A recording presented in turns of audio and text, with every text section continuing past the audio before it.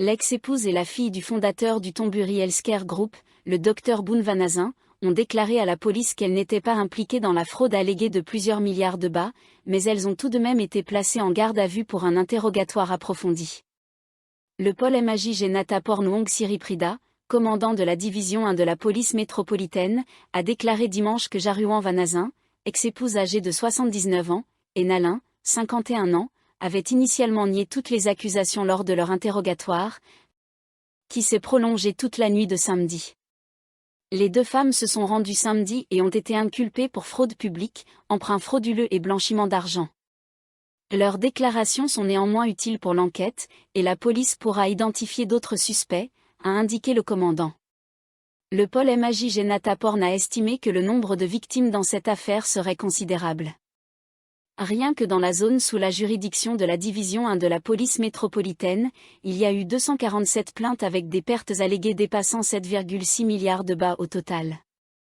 Les parties affectées dans d'autres zones de la capitale et dans d'autres provinces ne sont pas encore incluses, a-t-il précisé. Les victimes déposent également des plaintes dans d'autres provinces, a ajouté le commandant.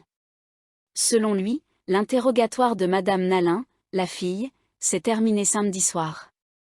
Pendant ce temps, Madame Jaruan, en raison de sa santé, a demandé des pauses pour prendre ses médicaments, et son interrogatoire devait se poursuivre dimanche après-midi.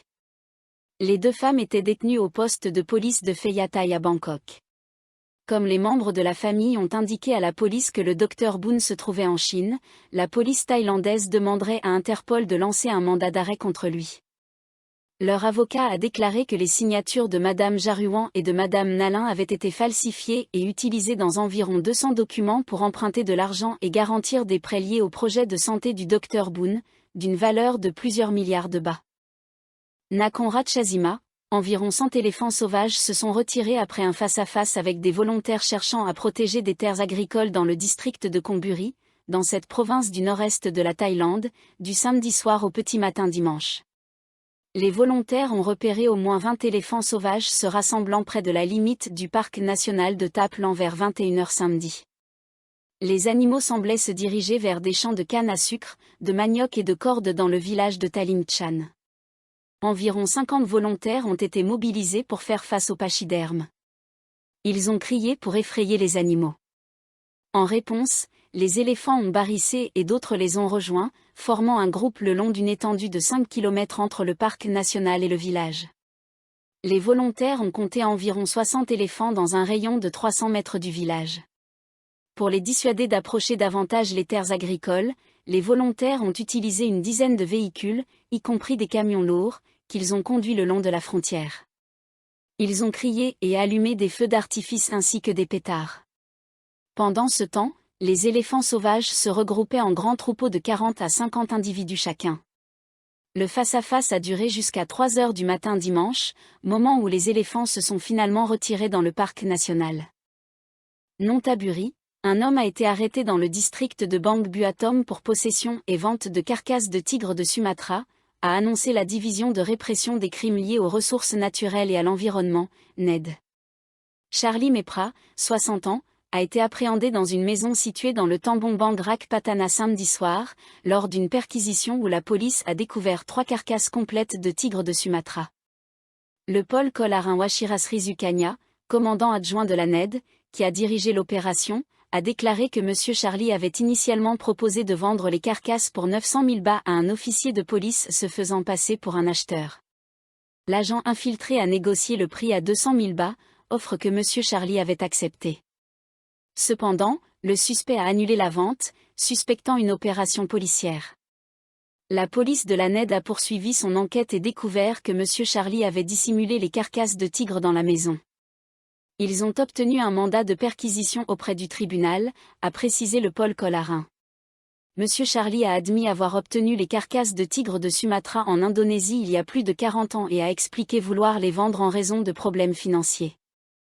Cette arrestation s'inscrit dans le cadre d'une opération conjointe en cours entre le département des parcs nationaux, de la faune et de la flore de Thaïlande, le service de la pêche et de la faune des États-Unis, USFOE, et la Wildlife Justice Commission, WJC, Une organisation à but non lucratif basée aux Pays-Bas, visant à lutter contre le trafic transnational de faune sauvage en Asie du Sud-Est.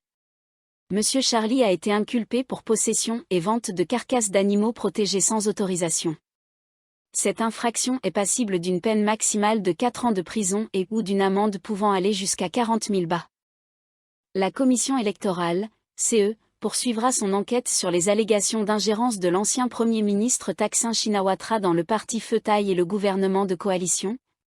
Même après que la Cour constitutionnelle a rejeté une pétition affirmant que Thaksin et le parti au pouvoir avaient tenté de renverser la monarchie constitutionnelle, a déclaré la CE. Bien que ces affaires concernent les mêmes faits liés aux actions de Thaksin, la CE et la Cour appliquent des lois différentes dans le traitement de ces pétitions contre Thaksin, a expliqué Sawang Boonmi, secrétaire général de la CE, samedi. Il répondait à une question sur les raisons pour lesquelles la CE continue d'enquêter sur les présumés méfaits de Thaksin après que la Cour a décidé vendredi de rejeter la pétition concernant son implication présumée en politique. La Cour a basé son jugement sur la question de savoir si Thaksin et le parti Pheu Thai avaient violé l'article 49 de la Constitution, qui traite des abus de droits et libertés pouvant être interprétés comme une tentative de renverser la monarchie constitutionnelle, a déclaré M. Sawang. La CE, de son côté, examine des pétitions reçues concernant une violation présumée de la loi organique sur les partis politiques par le parti Pheu Thai.